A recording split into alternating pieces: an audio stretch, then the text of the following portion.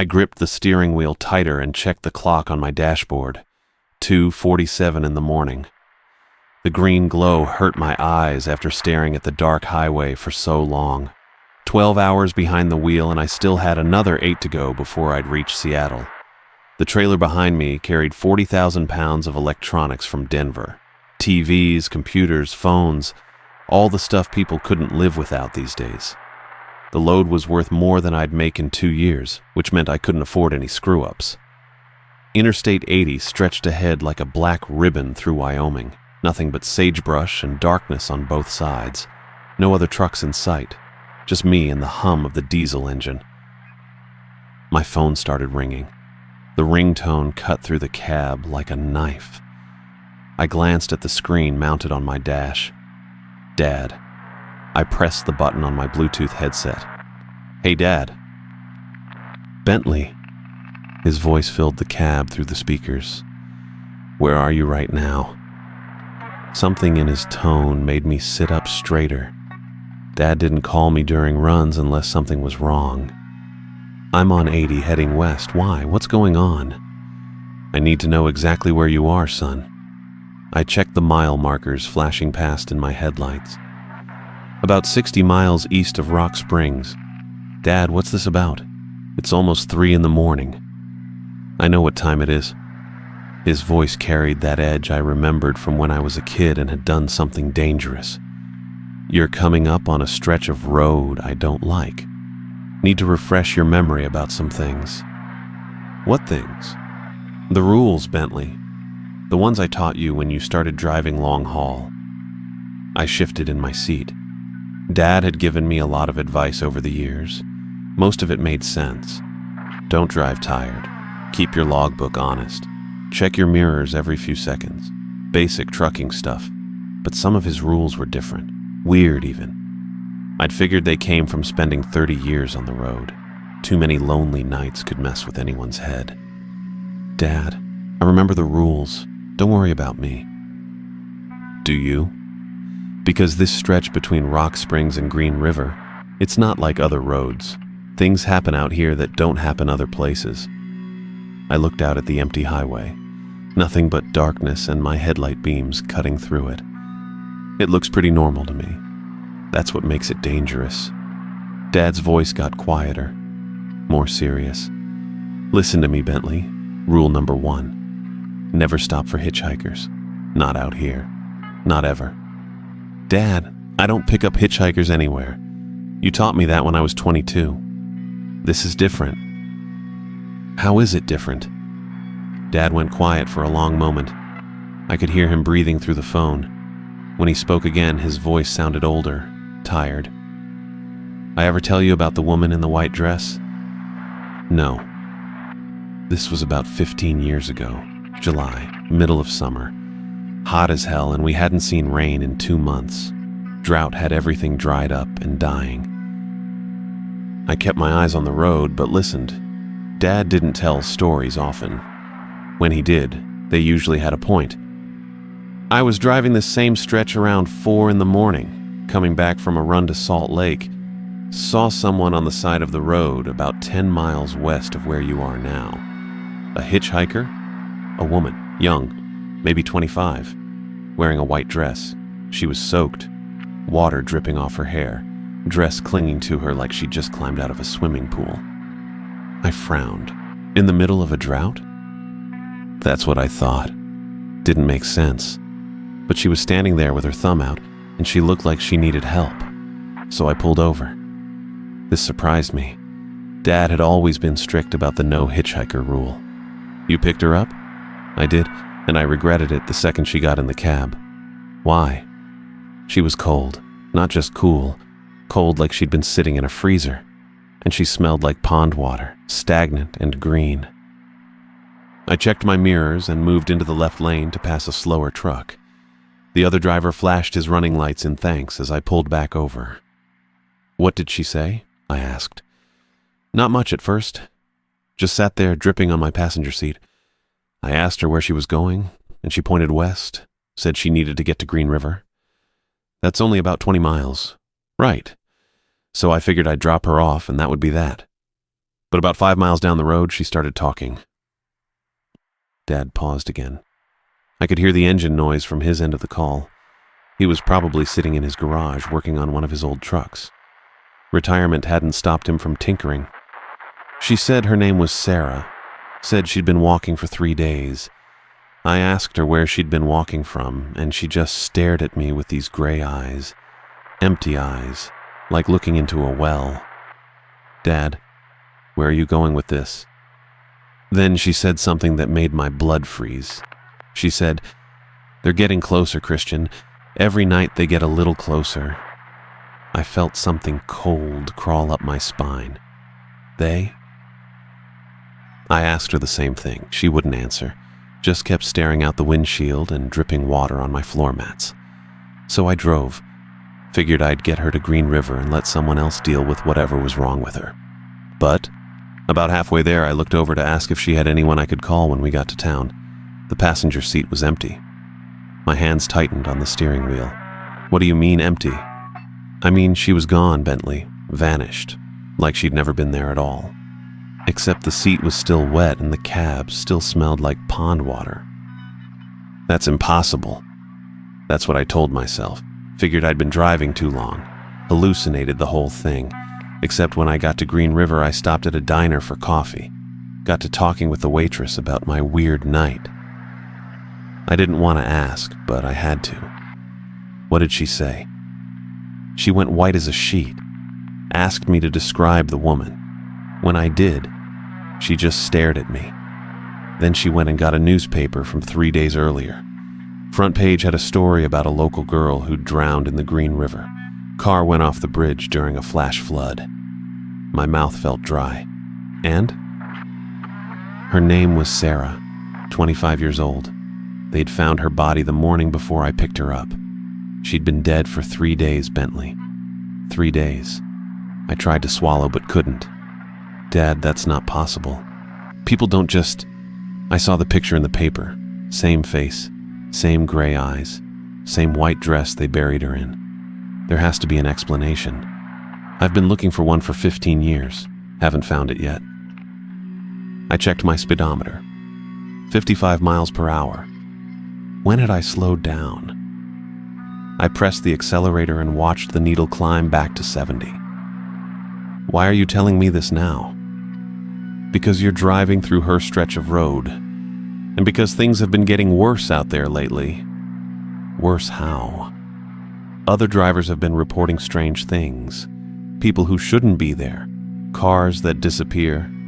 Voices on the CB asking for help from empty highways. My hands felt clammy against the steering wheel. I wiped them one at a time on my jeans. Dad, you're scaring me. Good. Scared keeps you alive out there. Just remember the rule, Bentley. No matter who you see, no matter how much they look like they need help, you do not stop. You keep driving, and you don't look back. Okay, say it. I won't stop for hitchhikers. Not just won't, can't. Promise me. I looked ahead at the dark road stretching toward Rock Springs. Nothing but empty highway and sagebrush. But somehow it felt different now. Like something was watching from the darkness between my headlight beams. I promise, Dad. Good. Now listen carefully. There are 4 more rules you need to remember. Dad's voice went quiet for a second. I could hear the hum of the phone connection and the steady rumble of my engine. The highway stretched ahead, empty and dark except for my headlights cutting through the night. Rule 2, he said. Never stop for other truckers in distress, not out here. I frowned. That went against everything he'd taught me about the road. Truckers helped truckers. That was just how it worked. Dad, that doesn't sound right. What if someone's really in trouble? I know how it sounds, but listen to me. His voice got that same urgent tone. About 12 years ago, I was coming through this same stretch around 4 in the morning.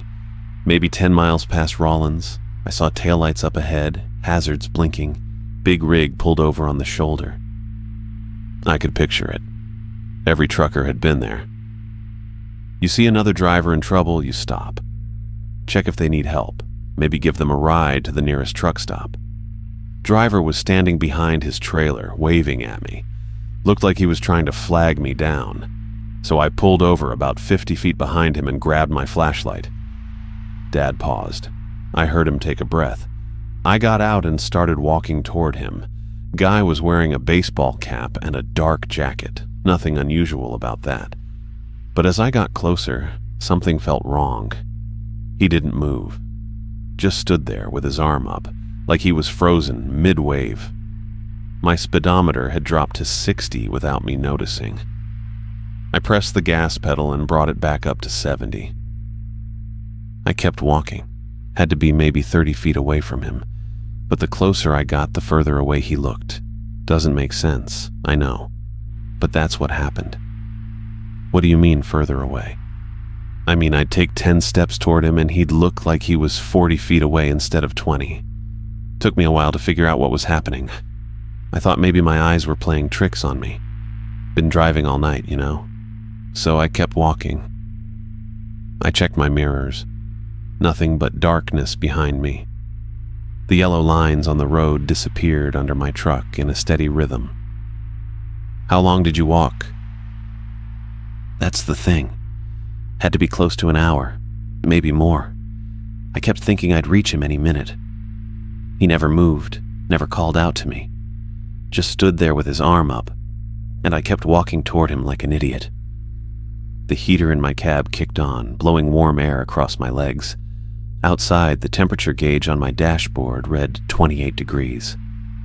Finally, I stopped and turned around to look back at my truck.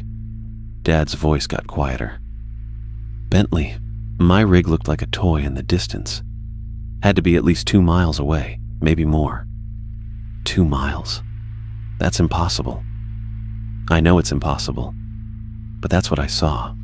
I'd been walking for over an hour, and that driver looked exactly the same distance away as when I started.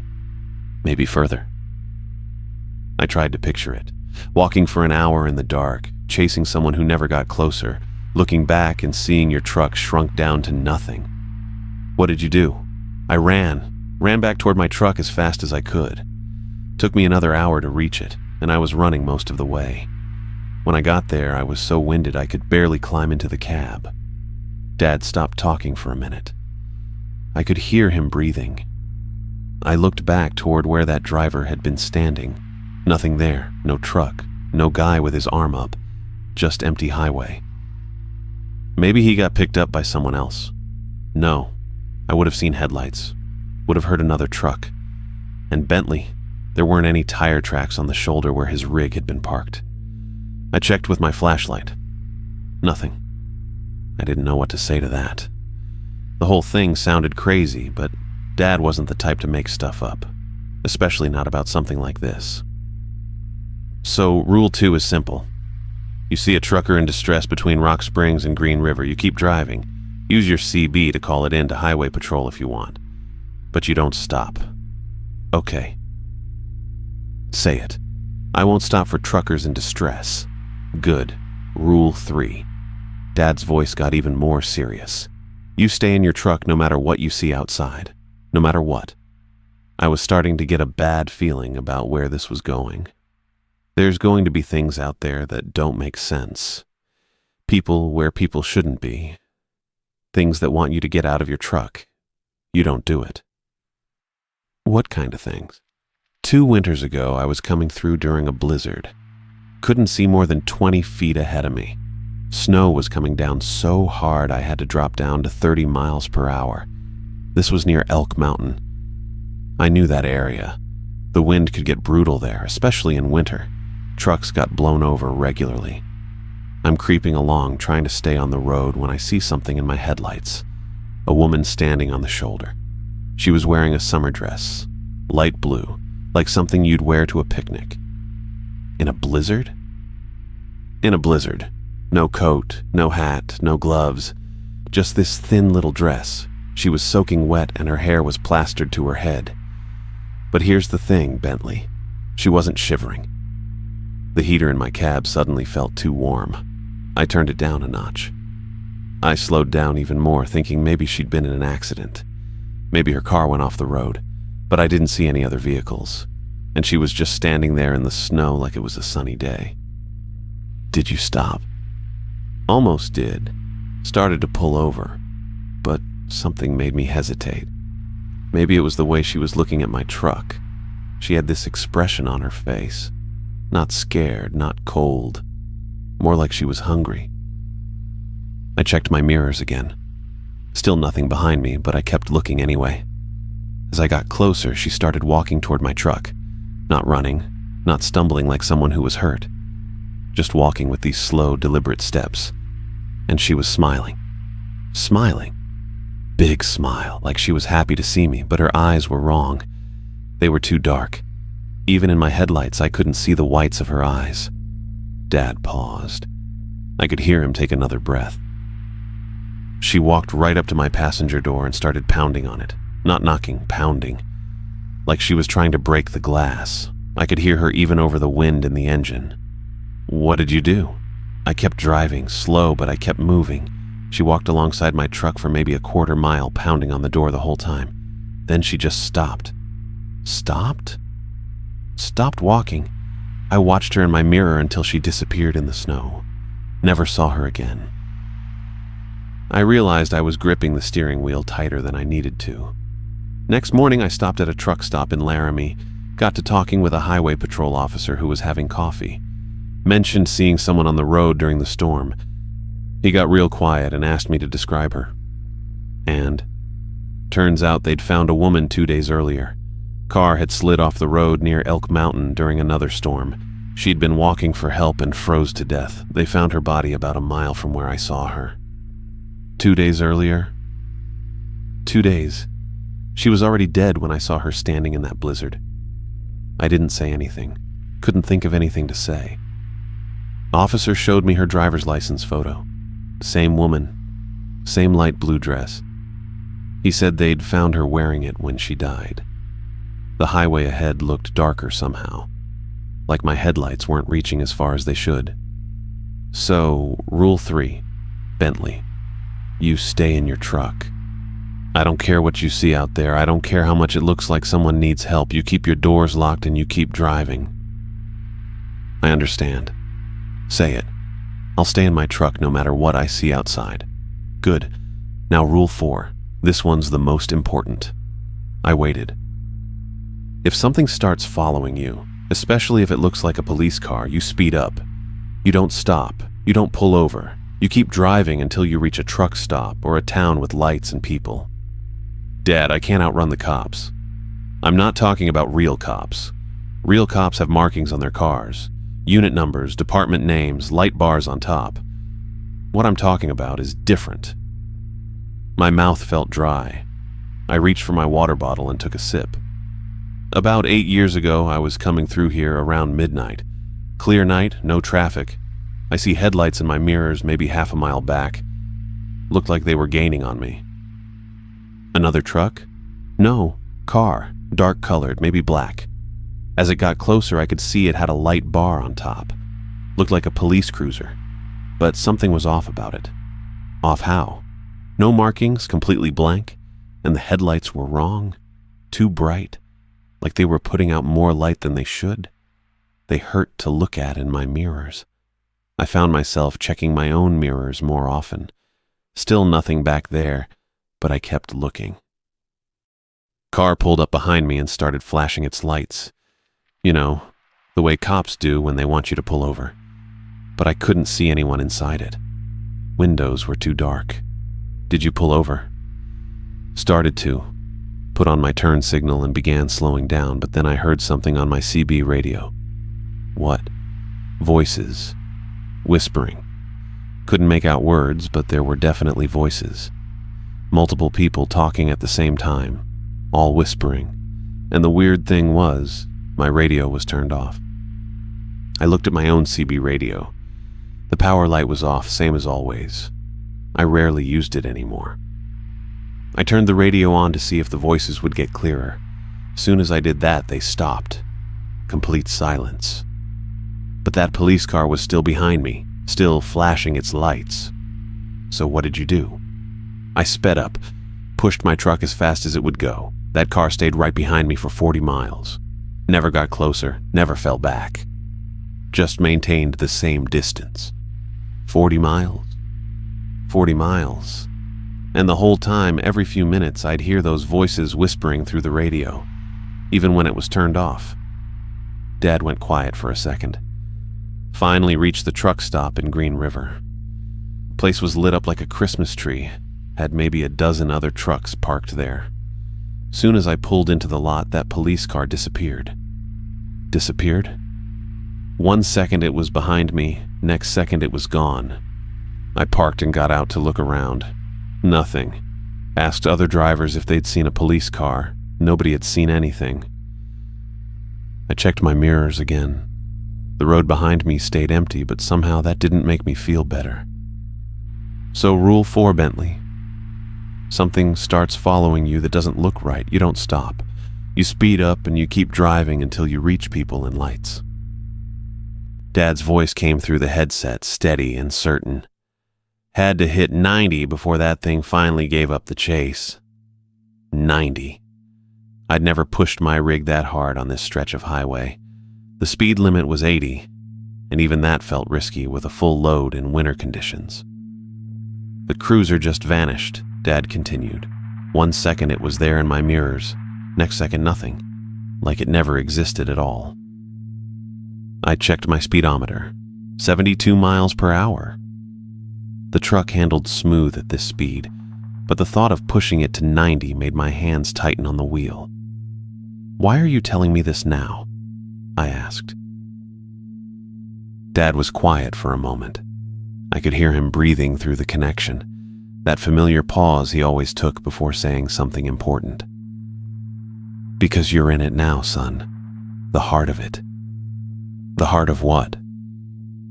That stretch between Rock Springs and Rawlins. Most of the incidents happen there. You've got about 40 miles of it ahead of you.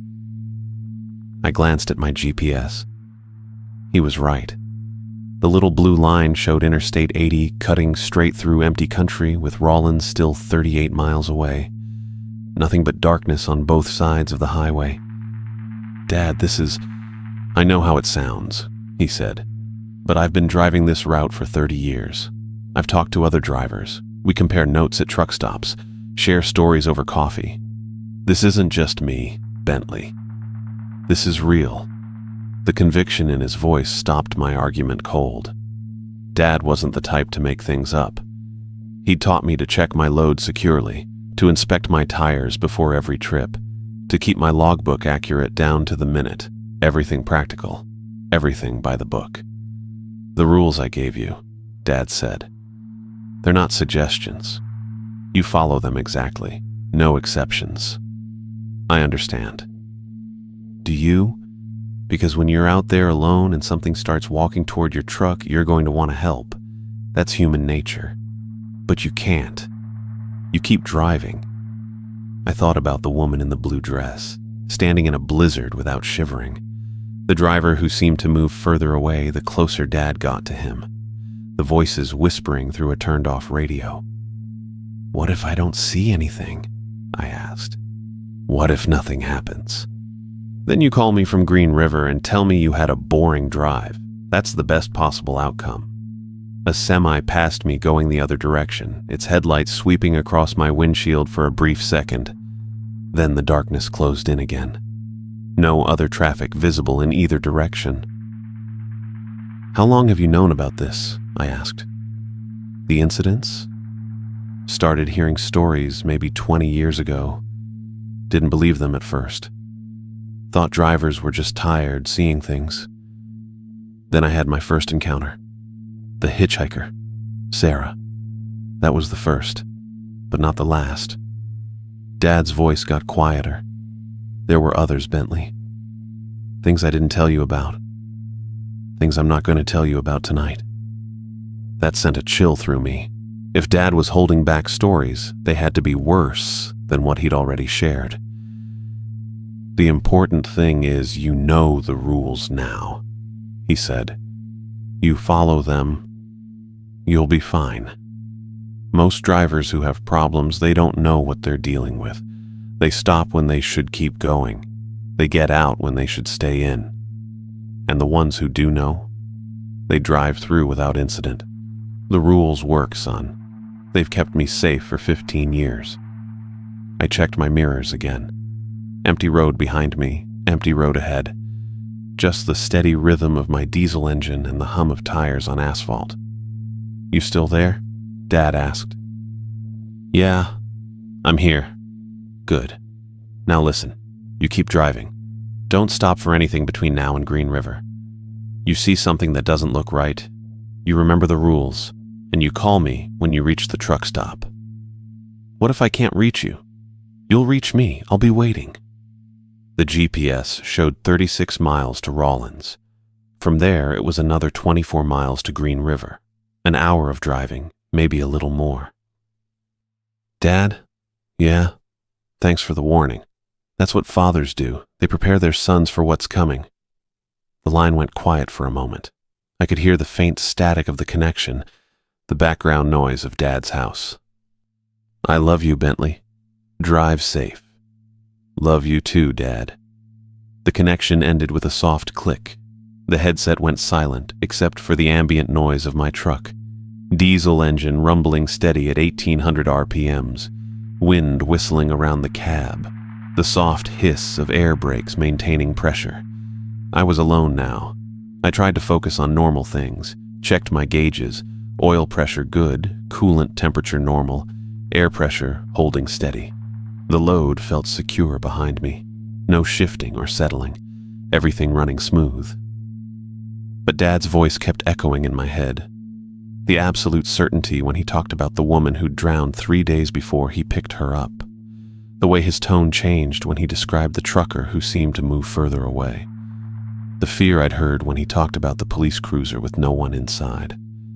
This was paranoid thinking. Had to be. Drivers got tired on long hauls, started seeing things that weren't there. The mind played tricks in the darkness, especially on empty highways.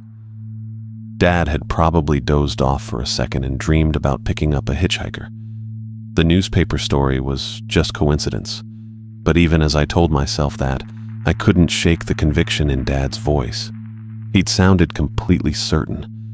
Not like someone recounting dreams or hallucinations, like someone reporting facts. I turned up the heat a notch. The cab felt colder somehow, though the temperature gauge still read normal. Outside, the Wyoming landscape rolled past in darkness. No lights except my own headlights cutting through the night. 20 minutes passed. I kept checking the time on my dashboard display, watching the miles tick down on the GPS. 32 miles to Rawlins, 31, 30. The road stayed empty. No other traffic in either direction. Just me and 40,000 pounds of electronics pushing through the darkness at 72 miles per hour. Then I saw them, headlights in my rearview mirror. At first, just a faint glow, maybe a mile back. I'd been checking my mirrors regularly since Dad's call, and the road had been completely empty. Now something was there. I watched the lights in my side mirror. They were getting brighter, which meant the vehicle was gaining ground, coming up fast. Probably another trucker running behind schedule, or someone who'd stopped for fuel and was making up time. Nothing unusual about that. But as the lights grew closer, something felt wrong. The headlights were too bright. Not the normal white or slightly yellow glow of regular headlights, but an intense, almost blue-white glare that hurt to look at in the mirror. And they were perfectly steady. No bounce or sway like you'd expect from a vehicle traveling at highway speed. I adjusted my rearview mirror to reduce the glare. The vehicle was maybe half a mile back now, closing the distance fast. Had to be doing at least 90 to gain ground that quickly. As it got closer, I could make out more details. Dark-colored vehicle, low profile. Definitely not a truck. And there was something on the roof, a light bar.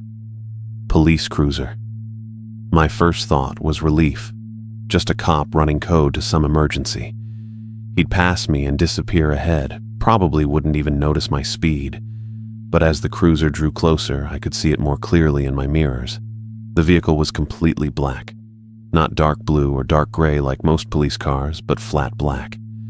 And while it had a light bar on the roof, the lights weren't flashing the normal red and blue pattern. They were flashing white, pure white, strobing in a rhythm that seemed wrong somehow. I couldn't see any department markings on the doors. No shield logo, no text, nothing. Just solid black paint. The cruiser was maybe 200 yards behind me now, maintaining a steady distance. Not trying to pass, not signaling for me to pull over, just following.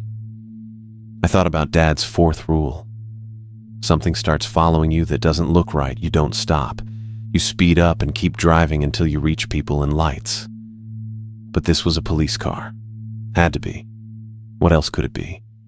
I squinted at my side mirror, trying to see through the windshield of the cruiser. The headlights were too bright, creating too much glare. I couldn't make out anyone inside. The cruiser's lights started flashing faster. The white strobes reflected off my mirrors and filled my cab with harsh, pulsing light. Still no red and blue. Just that intense white glare. Then the cruiser moved into the left lane. It was going to pass me. I felt my shoulders relax slightly. Just a cop in a hurry like I'd thought. He'd go around and disappear ahead. But instead of accelerating past, the cruiser pulled alongside my cab and matched my speed exactly. 72 miles per hour, holding steady in the left lane. I glanced down at the car through my driver's side window. No license plate on the front bumper. The windshield was tinted so dark I couldn't see inside at all. And up close I could see that the vehicle had no department markings anywhere. No numbers, no badges, no city or county identification. Just flat black paint and that strobing light bar. The cruiser stayed beside me for maybe 30 seconds. Then it dropped back into the right lane behind me, maintaining the same distance as before. My mouth felt dry. I reached for my water bottle and took a sip, trying to stay calm. This was probably nothing. Some kind of unmarked unit, maybe federal, or a detective's car with temporary emergency lights. There had to be a logical explanation. But Dad's voice kept echoing in my head. Black police cruiser with a light bar but no markings. Abnormally bright headlights that hurt to look at in mirrors. I checked my speedometer. Still 72. Maybe I should speed up a little, see what the cruiser did. I pressed the accelerator and watched my speed climb to 75. The cruiser maintained the same distance behind me. 78 miles per hour. The cruiser stayed with me, matching my speed perfectly. I pushed it to 80. The legal limit on this stretch, though I rarely drove that fast with a full load. The truck handled it fine, but I could feel the weight behind me, 40,000 pounds of momentum that would take a long time to stop if something went wrong. The cruiser maintained its position. Same distance, same lane. Like it was connected to my truck by an invisible rope. My CB radio crackled. I looked down at it. The power switch was off. Had been off since I'd started this trip, just like always. But the display was lit up, showing Channel 19. Static filled the cab, then cleared.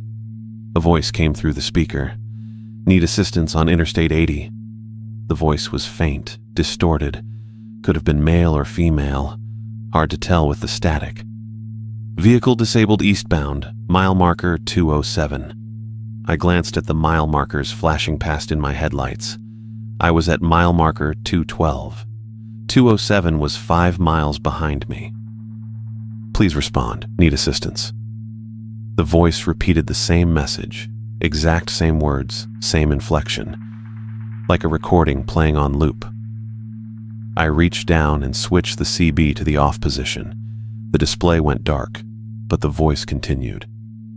Need assistance on Interstate 80. Vehicle disabled eastbound, mile marker 207. My hands were starting to sweat. I wiped them on my jeans and gripped the steering wheel tighter. The cruiser's headlights flashed once in my mirrors, bright white strobes that filled the cab for a split second, then went back to the steady glare. Please respond. Need assistance. I turned the CB's volume knob all the way down. The voice got quieter, but didn't stop. Even with the radio supposedly off and the volume at 0, I could still hear it whispering through the speaker. Vehicle disabled eastbound, mile marker 207. Please respond. This was exactly what Dad had described. The voices coming through a turned-off radio. The police cruiser with no markings. The headlights that were too bright to look at. I checked my speed. 80 miles per hour. Dad had said he'd reached 90 before the cruiser gave up. I pressed the accelerator harder. 82. 85. The truck's engine worked harder, RPMs climbing. I could feel the load shifting slightly as we picked up speed, the trailer swaying just a bit more than usual. The cruiser stayed with me. Perfect distance, perfect positioning. 88 miles per hour. I was pushing the truck harder than I'd ever pushed it on this highway. The steering felt less stable at this speed, requiring constant small corrections to stay centered in the lane. Need assistance on Interstate 80. The voice from the CB was getting louder despite the volume being turned down. And now there were other voices mixed in with it. Whispers I couldn't quite make out, overlapping and fading in and out of the static. 90 miles per hour. The truck was shaking now. Not violently, but enough that I could feel it in the steering wheel and seat. 40,000 pounds wasn't meant to move this fast, especially not on a highway with winter crosswinds. I checked my mirrors. The cruiser was still there, but something had changed. The headlights seemed dimmer somehow, not as painful to look at. And the vehicle itself looked less solid, like I was seeing it through heat shimmer. 92 miles per hour. The whispers from the CB were getting fainter.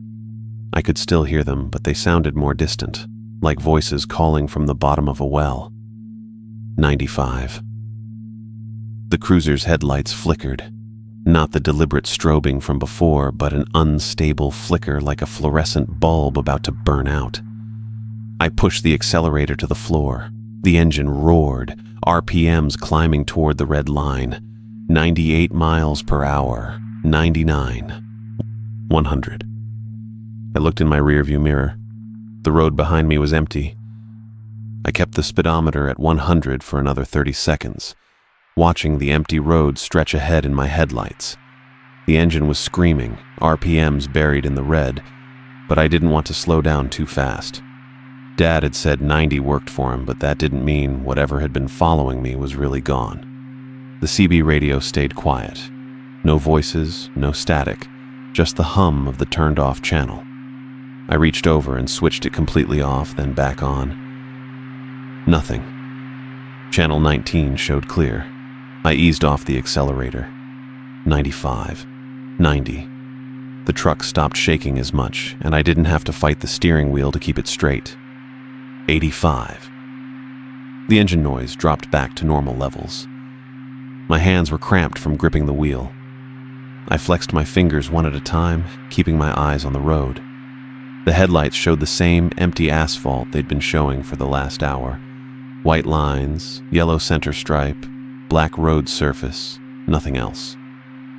At 75 miles per hour, I felt like I could breathe again. The immediate danger was over. Whatever that thing had been, it was gone now. Dad's rule had worked. I checked my mirrors again, still empty. The darkness behind me looked normal now, not the thick, heavy black it had seemed when the cruiser was there. Just regular nighttime highway darkness. My GPS showed 22 miles to Rawlins. I'd covered more distance than I'd realized during the chase. The whole thing had probably lasted 15 minutes, but it felt like an hour. I thought about calling Dad back, but what would I tell him? That his stories were true? That his rules worked? He already knew that. And I wasn't sure I was ready to talk about what had just happened. Not yet. The heater was still running full blast. I turned it down a notch and cracked the window to let some fresh air in. The cold felt good against my face. 21 miles to Rawlins. I settled back into my normal driving rhythm. 72 miles per hour, checking mirrors every few seconds, watching the road ahead. But something felt different now. The empty highway didn't seem peaceful anymore. It seemed like it was waiting. That's when I saw headlights in my rearview mirror again. My stomach dropped. The lights were maybe a mile back, just tiny dots, but they were there. I watched them for 30 seconds, timing them against the mile markers. They were gaining. "Come on," I said out loud. "Give me a break." But as the lights got closer, I could see they weren't the same brilliant blue-white that had hurt to look at. These were normal yellowish headlights, regular car headlights, not those weird strobes. The vehicle pulled up behind me and I got a good look at it in my mirrors. It was a Wyoming highway patrol cruiser, an actual patrol car with proper markings, a normal light bar, and a visible license plate. I could even see the trooper behind the wheel. The relief was so strong I almost laughed. A real cop. A normal person doing a normal job on a normal night. The trooper followed me for about 5 miles, maintaining a steady distance. He wasn't trying to pull me over, just traveling the same direction. Probably heading back to Rawlins after a call. Normal police business. When he finally passed me, he gave a little wave. I waved back. The patrol car disappeared ahead, red taillights shrinking to nothing. 15 miles to Rawlins. I was starting to think the worst was over when the cold hit. It didn't come gradually. 1 second the cab was comfortable, the next second I could see my breath. The temperature gauge on my dashboard still showed the heater running, but it felt like someone had opened a freezer door. My breath fogged in front of my face.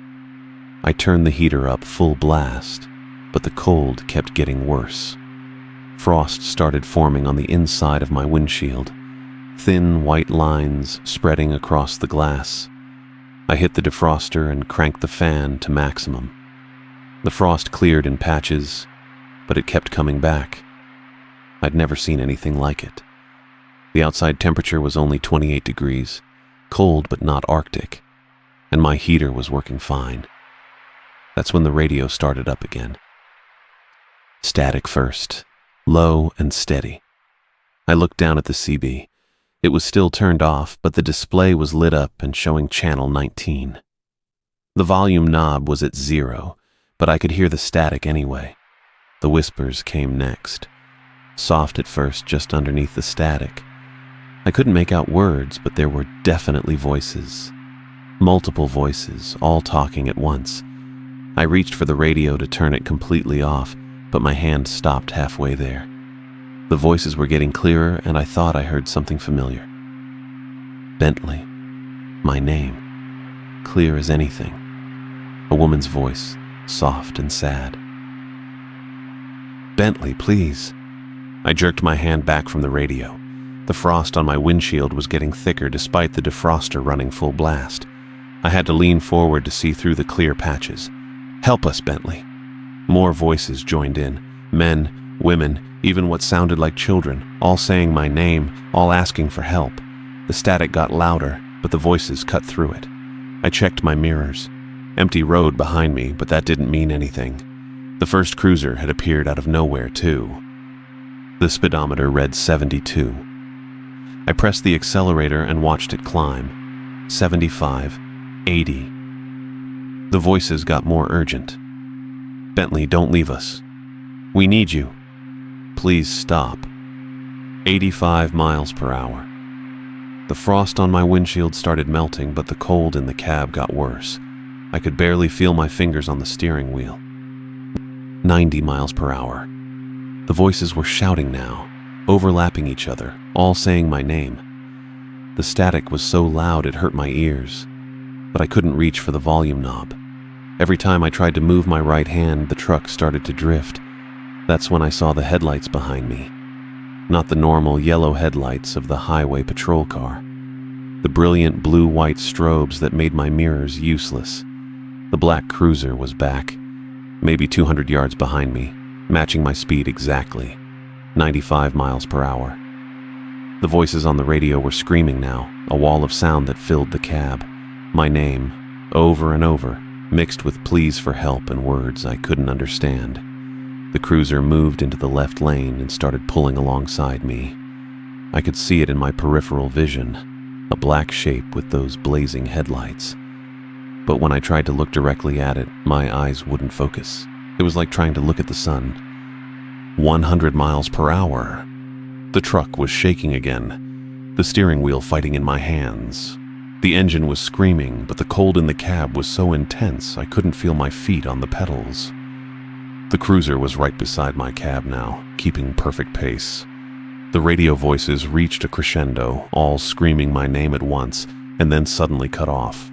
Complete silence, except for the roar of my engine. I looked to my left. The cruiser's passenger window was down, and someone was looking back at me. It was a woman in a white dress. Her skin was pale as paper, her hair was soaking wet, and her eyes were completely black. No whites, no pupils, just solid black. She smiled at me, and her teeth were too sharp. She mouthed something. I couldn't hear her over the engine noise, but I could read her lips. Pull over. I floored the accelerator. 105 miles per hour. 110. The truck felt like it was going to shake apart, but I kept pushing it. The woman in the cruiser kept smiling, kept mouthing the same words. Pull over, Bentley. The speedometer hit 115. I'd never driven this fast in my life, especially not with a full load. The truck was bucking and weaving, and I had to use both hands to keep it on the road. The cruiser started falling back. The woman's smile faded, and she pressed her pale hand against the window. The glass cracked under her touch, spiderweb fractures spreading across the surface. 120 miles per hour. The cruiser was 50 yards behind now, then 100. The woman in the white dress was still visible in the passenger seat, but she was getting smaller. I held that speed for another mile, watching the cruiser disappear in my mirrors. When I was sure it was gone, I started slowing down. 110, 100, 90. The cold in the cab began to fade. I could feel my fingers again, and the frost on my windshield melted away completely. The radio stayed silent. At 80 miles per hour, I felt safe enough to check my GPS. 8 miles to Rawlins. I'd covered a lot of ground during that chase. I slowed to 75, then 72, my normal speed. The truck settled back into its regular rhythm, and the engine noise dropped to normal levels. But I kept checking my mirrors every few seconds, and I kept the speedometer right at 72, ready to floor it again if I saw those blue-white headlights. 6 miles to Rawlins. 5 miles. 4. The radio crackled to life one more time. Not voices this time, just static. Then a single word, clear and distinct. Soon. The static cut off and the radio went dark. 3 miles to Rawlins. I could see lights ahead now, the glow of the town against the night sky.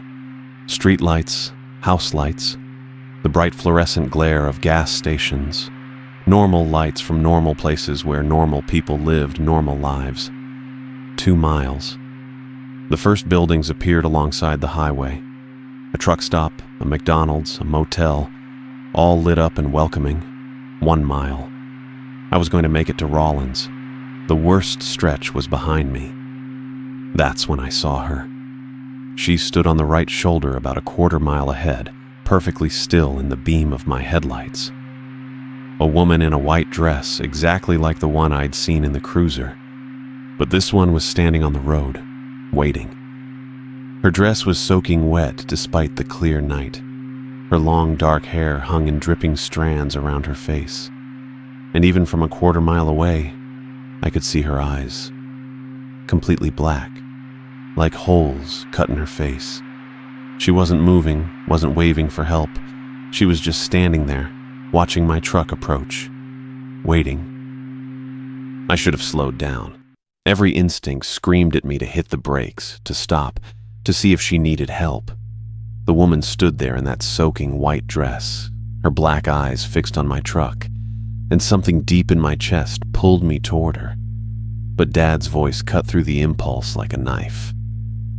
Rule 3. Stay in the truck no matter what you see outside. Keep the doors locked and keep driving. I pressed harder on the accelerator instead. The speedometer climbed past 80. The woman grew larger in my windshield, her pale face becoming clearer in my headlights. Water dripped from her dark hair in steady streams, pooling at her feet on the asphalt. She didn't move, didn't wave, didn't even blink. Just watched my truck approach with those hollow black eyes. My hands gripped the steering wheel so tight my knuckles went white. Don't look at her directly. Don't slow down. Don't stop. The truck shuddered as I pushed it to 85. The engine noise grew louder, more strained. 40,000 pounds wasn't meant to move this fast, but I couldn't let up. Not now. She was maybe 100 yards ahead now. Close enough that I could see her dress wasn't just wet. It was torn at the bottom, shredded like something had dragged her through rocks. Close enough to see that her skin had a bluish tint, like she'd been in cold water too long. The CB radio crackled behind me. More whispers, but I couldn't make out the words over the engine noise and my own heartbeat pounding in my ears. 50 yards. I could see her mouth now, slightly open, lips the same blue-white as her skin. She turned her head to track my approach, moving with the slow, deliberate motion of someone underwater. 20 yards. Don't look. Don't look directly at her. But I couldn't help it. For just a split second, my eyes flicked from the road to her face. She smiled. It wasn't a human smile. Too wide, stretching her face in ways that didn't look right. And her teeth. Christ, her teeth were sharp. Pointed like a shark's, gleaming wet in my headlights. I yanked my eyes back to the road and punched the accelerator to the floor. The truck lurched forward, engine screaming as the RPMs shot into the red zone. 90 miles per hour, 95. The whole cab shook like it was coming apart. I passed her in a blur of white dress and black eyes, close enough that I should have felt the impact if she'd stepped into the road. But there was nothing. No thud, no scream. No sound except my engine and the whispers from the radio. In my peripheral vision, because I couldn't stop myself from checking, I saw her turn. Her whole body pivoted to follow my truck, moving in that same slow underwater way. She watched me drive away, still smiling that terrible smile. The speedometer hit 100. The truck felt like it was going to shake itself to pieces, but I didn't let up. Behind me, those brilliant blue-white headlights were falling back. The cruiser couldn't keep up anymore, or didn't want to. I checked my rearview mirror. The woman was still visible in the distance, a small white figure standing in the middle of the road. She hadn't moved from her spot, just turned to watch me go. The radio whispers grew louder, more urgent. Multiple voices now, all talking at once. I caught fragments. My name, pleas for help, something about being cold, so cold. 105 miles per hour. The engine sounded like it was going to explode, but the whispers were getting fainter. The headlights behind me flickered, growing dim and unstable. At 95, the voices cut off completely, just like that, mid-sentence, mid-scream, silence. The temperature in my cab started climbing back to normal.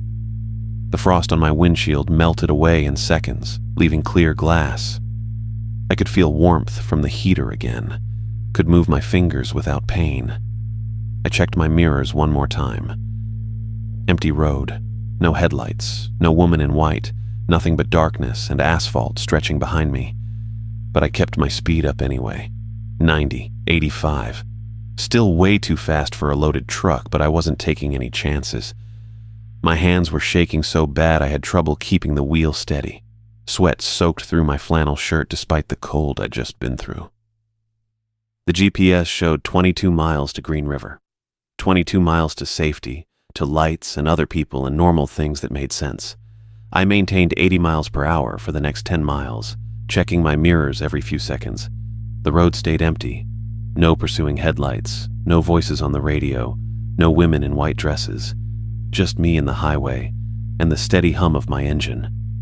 At the 15-mile mark, I finally started to slow down. 75, then 70, then back to the legal limit. My truck settled into its normal rhythm, the shaking stopped, and the engine noise dropped to its usual rumble. but my hands wouldn't stop shaking. I flexed my fingers one at a time, trying to work the tension out, but they kept trembling on the steering wheel. My shirt was soaked through with sweat, sticking to my back and chest. The taste of adrenaline sat bitter in my mouth. I thought about what I'd seen. The woman's face, those black eyes, that smile, the way she'd moved, like she was underwater. The torn dress, the blue-white skin, the sharp teeth. Dad's story about Sarah came back to me. The woman who'd drowned, who'd been found dead the morning before he picked her up. Had that been her? Was she still out there, still trying to get rides from truckers on this stretch of highway? Or was it someone else? Something else? The green highway sign appeared in my headlights like a gift from God. Green River 30 miles. 30 miles to the truck stop Dad had mentioned. 30 miles to other drivers, to lights, to normal human beings who didn't have black eyes and shark teeth. 30 miles to safety. I settled back in my seat and tried to steady my breathing, in through the nose, out through the mouth, just like Dad had taught me when I was a kid and got scared during thunderstorms. Count to 10. Breathe slow. Think about normal things. But every time I closed my eyes, I saw her face. That smile. Those teeth. My phone rang, the sound cutting through the cab like a gunshot. I nearly jumped out of my skin, my heart slamming against my ribs. The caller ID showed Dad's number. I hit the answer button so fast I almost dropped the phone. "Bentley?" His voice filled the cab through the Bluetooth, rough and worried. "You still there, son?" "Yeah, Dad, I'm still here." My voice came out rougher than I expected. I cleared my throat and tried again. "I'm okay." The silence stretched for a few seconds. I could hear him breathing through the Bluetooth, that familiar sound that meant he was thinking hard about something. "What happened out there, son?" His voice was careful, like he already knew the answer would be bad. "Tell me everything." I kept my eyes on the road ahead. The highway stretched empty in both directions, normal asphalt under normal streetlights. Hard to believe what I'd just driven through. "There was a cruiser," I said. "Black one, no markings, followed me for miles." "How fast did you go?" "Hit 100, maybe 105. I flexed my fingers on the steering wheel. They'd finally stopped shaking. Just like you said. When I got fast enough, it disappeared." "Good. What else?" I told him about the CB radio turning itself on, about the voices whispering my name, about the cold that came out of nowhere and the frost on my windshield. Dad didn't interrupt, didn't ask questions, just listened. When I got to the part about the woman in the white dress, I had to stop for a second. The memory hit me fresh. Those black eyes, that smile. "She was standing right in the middle of the highway," I said, "soaking wet like she'd just climbed out of a river. Her dress was torn up, and her eyes..." I shook my head. "They were completely black, Dad. No whites at all." "You didn't stop." It wasn't a question. He said it flat like he already knew. "No, I remembered what you told me. Stay in the truck, keep driving," so I floored it and went around her. "Good boy." The relief in his voice was clear. "That's my son. You did exactly right." I passed a road sign that said Green River was 15 miles ahead. Almost there. Almost safe. But what was she, Dad? What were any of those things? I kept my voice steady, but inside I was still trying to make sense of what I'd seen. That wasn't normal. None of it was normal. Dad was quiet for a long time. When he finally spoke, his voice sounded tired. Old. "I don't know, Bentley. I've been driving this route for 30 years and I still don't know. Don't want to know if I'm being honest. But you must have some idea. You've got rules for all of it. You knew exactly what would happen. The rules work because other drivers figured them out the hard way. Some of them didn't make it home to tell about it. We just know what works and what doesn't." I thought about that. Other drivers who didn't make it home. How many people have you lost out here? Too many. His voice got even quieter. Good drivers. Experienced guys who thought they could handle anything. This stretch doesn't care how long you've been behind the wheel. The GPS showed 12 miles to Green River. I could see a faint glow on the horizon ahead. Civilization. So, what is it about this place? I asked. Why here? Why this stretch of highway? Dad made a sound that might have been a laugh, but there wasn't any humor in it. Hell if I know. Some places are just wrong, son. Maybe something happened here a long time ago. Maybe it's the land itself. Maybe it's something else entirely. He paused. The important thing is, you know how to survive it now. Will it happen again? Next time I drive through? Probably. Not every time, but enough. You'll learn to read the signs. When the air gets too quiet. When your radio starts acting up. When the temperature drops for no reason. I nodded, even though he couldn't see me. Made sense. I'd noticed the cold first, then the radio. Maybe next time I'd be ready sooner. The woman in the white dress, I said. Was that Sarah, the one from your story? Could be. Could be someone else entirely. There's more than one of them out there. More than one. That thought settled in my stomach like a rock. Dad? How do you keep doing this route? Knowing what's out here? Because it's my job. And because now it's your job too. Someone's got to move freight through Wyoming, and it might as well be us. We know the rules. We know how to stay alive. The glow on the horizon was getting brighter. I could make out individual lights now. Street lamps. Maybe a gas station or two. Besides, Dad continued, most nights are normal, boring even. It's just that when things go wrong out here, they go really wrong. How often does it happen? Hard to say. Maybe one trip in 10, maybe one in 20. Depends on the weather, time of year, who knows what else. Winter's worse, storm nights are the worst of all. I thought about the woman standing in the road, the way she'd turned to watch my truck pass, like she was memorizing it. Will she remember me next time I come through?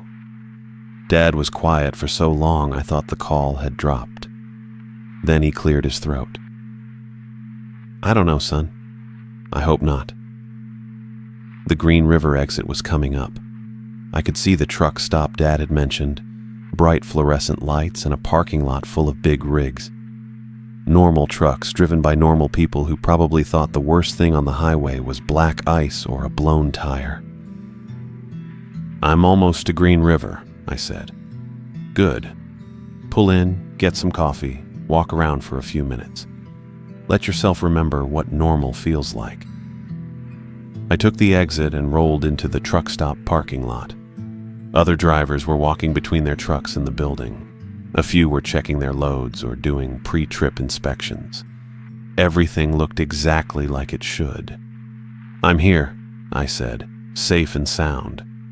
You did good tonight, Bentley, real good. Most people wouldn't have followed the rules. They'd have stopped to help or pulled over for that cruiser or gotten out to see what was wrong. You stayed smart. I parked between two other trucks and set the brake. The familiar hiss of the air brakes sounded like the most normal thing in the world. Will you tell me more stories sometime? About what else is out there? Maybe. When you're ready. Tonight was enough for now. I looked at the clock on my dashboard. 4:37 in the morning. I'd been driving for almost 14 hours, but I felt wide awake. I should get some rest, I said. Still got 4 hours to Seattle. Get your coffee first. Walk around, talk to some other drivers. You need to be around normal people for a while. Okay, Dad. Thanks for everything tonight. For the rules. For staying on the phone. That's what family's for, son. You call me when you get to Seattle, you hear? I will. And Bentley, I'm proud of you. Takes guts to do what you did tonight. The call ended and I sat in my cab for a minute, listening to the engine tick as it cooled. Around me, the truck stop hummed with normal activity. Diesel engines idling, air brakes hissing, drivers talking about delivery schedules and road conditions. I climbed down from the cab and walked toward the building. My legs felt shaky, like I'd been running instead of sitting behind a wheel. The cold Wyoming air hit my face, but it was regular cold. Winter cold. Not the impossible bone-deep freeze I'd felt on the highway. Inside, the truck stop was bright and warm. Coffee brewing, hot food under heat lamps, drivers reading newspapers or checking their phones. I bought a large coffee and a sandwich I didn't really want, then found a table near the window where I could see my truck. An older driver at the next table looked up from his logbook. "You okay, son? You look like you've seen a ghost." I almost laughed at that. If only he knew. "Long night," I said. "Still got a ways to go." "I hear that. Where you headed?" "Seattle." "Nice run. Good money on that route." He went back to his paperwork. I sipped my coffee and watched the parking lot through the window. Everything looked normal. Just trucks and drivers, and the business of moving freight across the country. But now I knew there was something else out there. Something that waited in the dark between the safe places. My phone buzzed with a text from Dad. "Remember, what happened tonight stays between us. Other people wouldn't understand." I typed back, "Got it." He was right. How could I explain what I'd seen to someone who hadn't been there? They'd think I was hallucinating from too much caffeine and not enough sleep. Hell, part of me still wanted to believe that's all it was. But I knew better now. I'd felt that cold. Heard those voices, seen those black eyes and that impossible smile. I finished my coffee and walked back to my truck. The sun was starting to come up, painting the eastern sky in shades of pink and orange.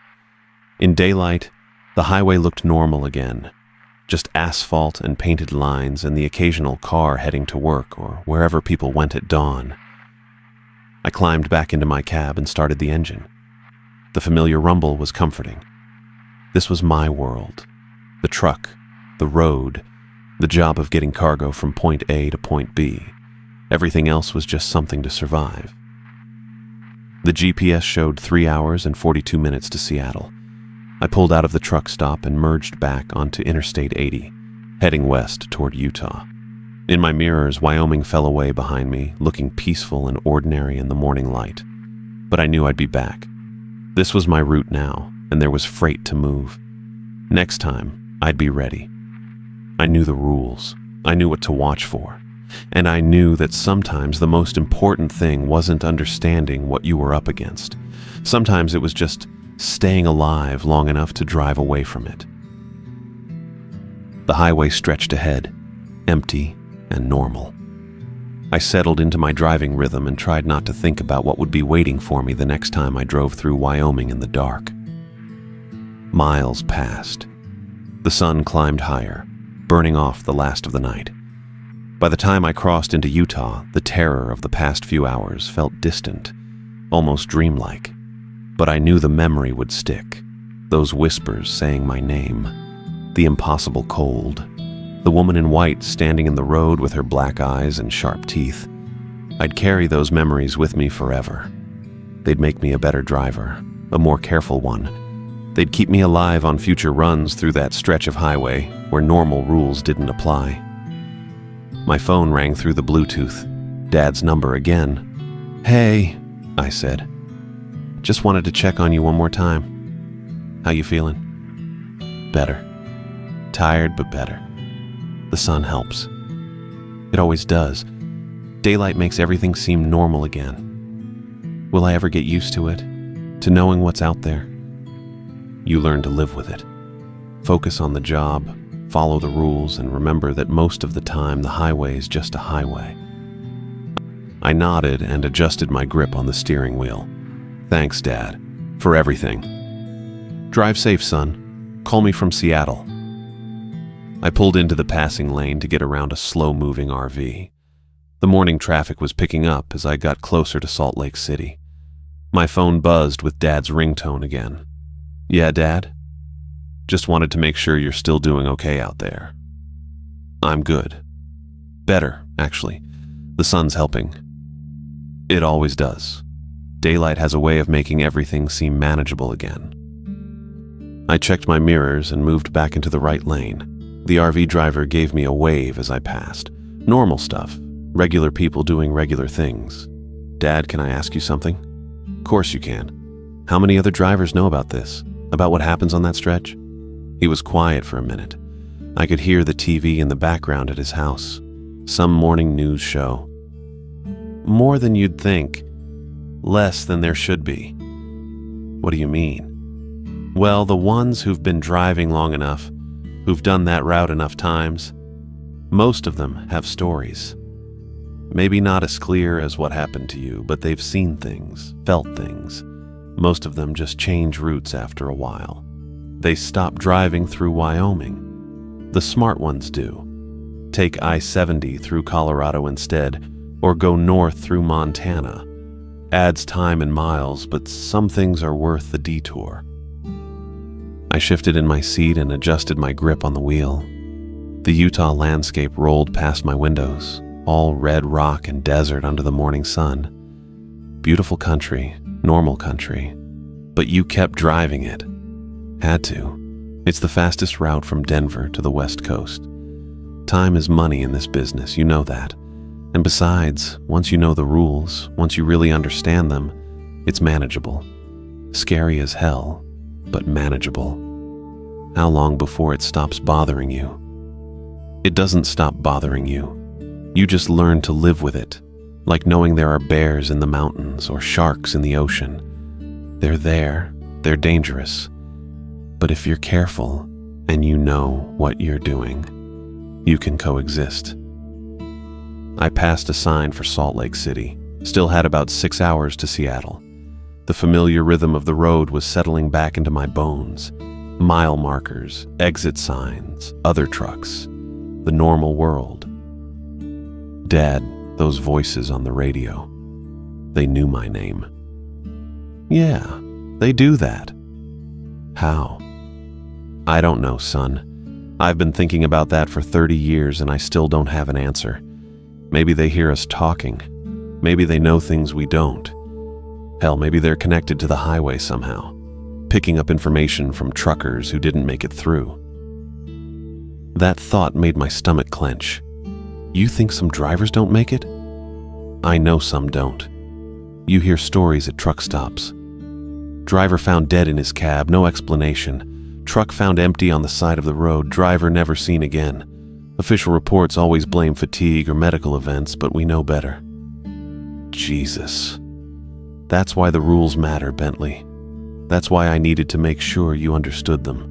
This isn't some campfire ghost story. This is life and death. I checked my fuel gauge. Still had 3/4 of a tank.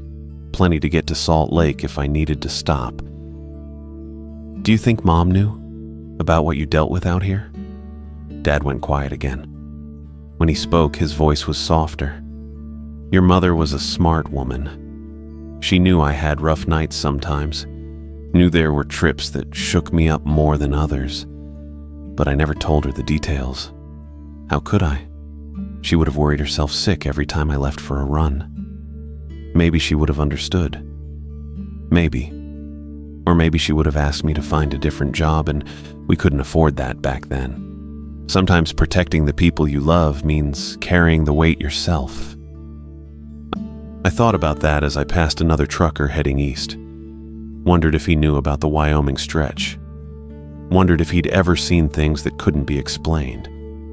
"Dad, what you went through last night, what I went through, do you think it's getting worse?" "Hard to say. Could be more drivers on the road means more encounters. Could be whatever's out there is getting stronger or more active. Or could be we're just hearing about it more because of cell phones and the internet." "But you said conditions have been getting worse lately." "They have. More reports, more frequent sightings. Used to be you might go months between incidents. Now it's happening more often." "Why do you think that is?" "I don't know. Climate change, maybe. Development encroaching on wild places, or maybe it's something else entirely. Maybe whatever's out there feeds on fear or confusion, and there's plenty of both these days. A road sign indicated I was approaching the Salt Lake City metro area. Traffic was getting heavier. More cars, more trucks, more normal people going about their normal lives. None of them knowing what lurked on certain stretches of highway in the dark. Bentley, I need to ask you something. What's that? If you ever have a son someday, if you ever have kids who might end up driving these roads, will you teach them the rules? I hadn't expected that question. I looked ahead at the brightening sky, at the mountains rising in the distance. The sun was fully up now, painting everything in warm gold light.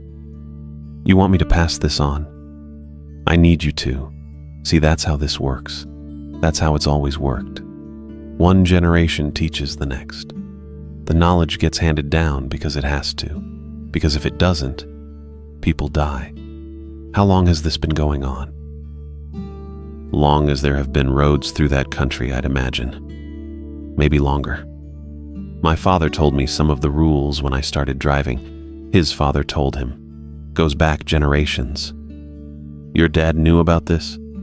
He drove freight wagons through Wyoming before there were paved roads.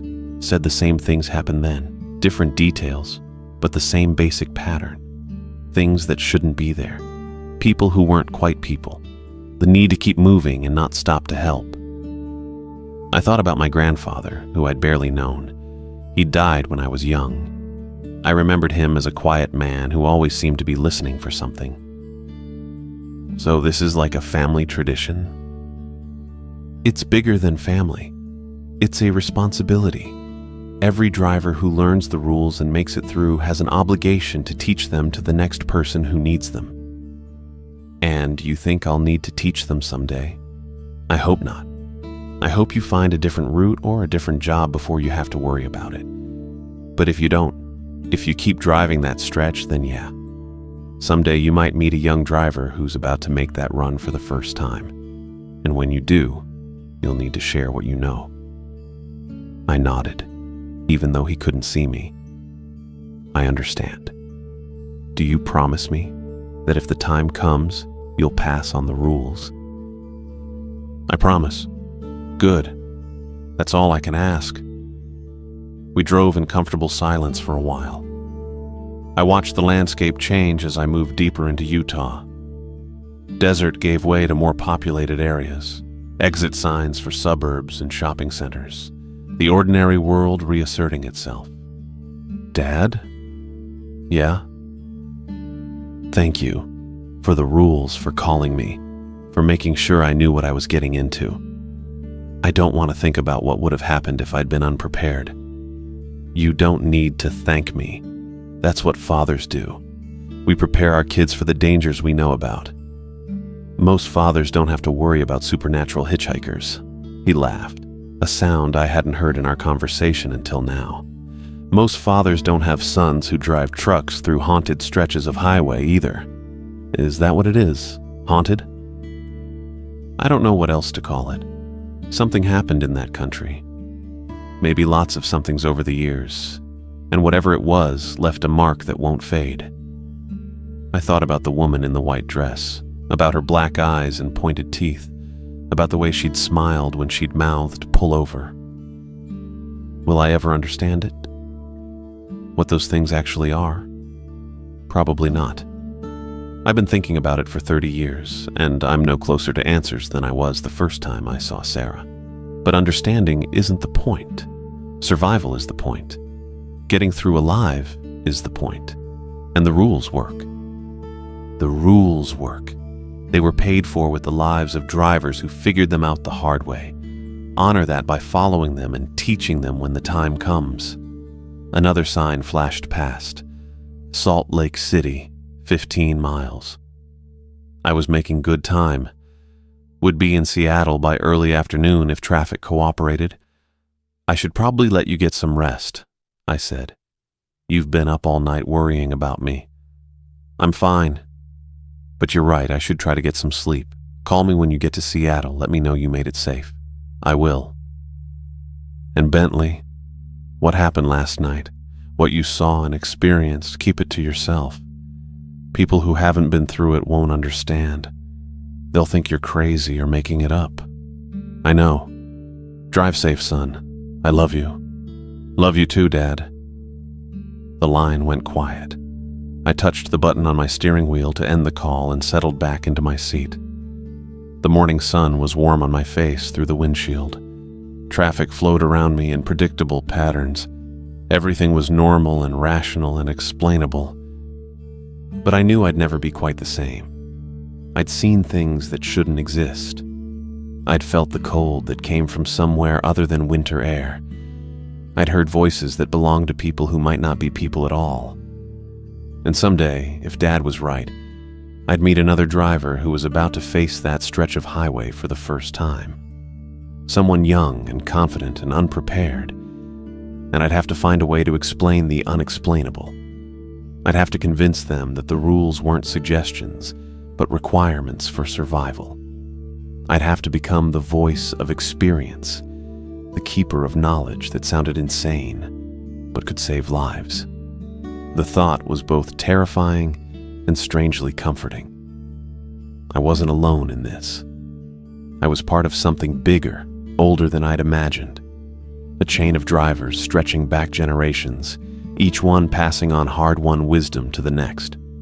My truck rolled steadily westward, carrying 40,000 pounds of electronics toward Seattle.